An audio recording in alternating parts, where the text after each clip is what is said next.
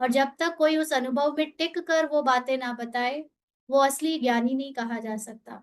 तो वास सिर्फ़ निराकार बाबा या परमपिता परमात्मा ही वो अ, अथॉरिटी है जो कि उस स्टेज में, जो कि निराकारी, निरहंकारी स्टेज है, अशरीरी स्टेज है, उस स्टेज से ये ज्ञान देते हैं।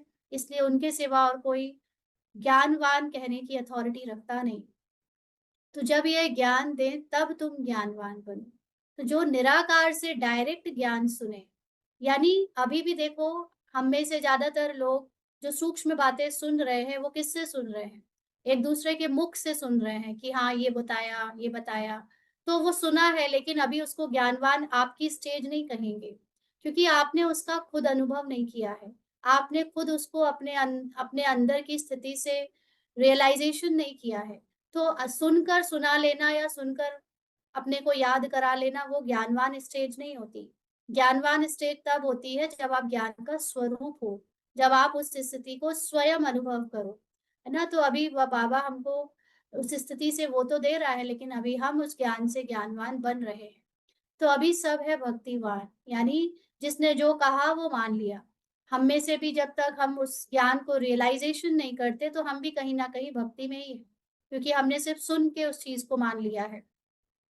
तो भक्तिवान यानी तुम, बाबा कहते तुम भी थे, अभी फिर ज्ञानवान बनते जा रहे हैं। जितना-जितना हमें ज्ञान का रियलाइज़ेशन होता जा रहा है, हम भक्ति की स्टेज से इस पार आते जा रहे हैं, क्योंकि 2 ही स्टेज हैं, या भक्तिवान या ज्ञानवान। जब तक पूरे ज्ञानवान नहीं बने हैं, तब तक भक्ति का हमारे अंदर अंश रहता ही रहता है। कुछ ना कुछ हम ऐसे सिर्फ़ जानकर फ़ॉलो करने की कोशिश कर रहे हैं, बट हमने अभी उसका खुद अनुभव नहीं किया है ना? इसलिए वो स्टेज हम ये नहीं कह सकते कि हमारे अंदर भक्ति है नहीं, भक्ति अभी सबके अंदर है, थोड़ी या ज़्यादा।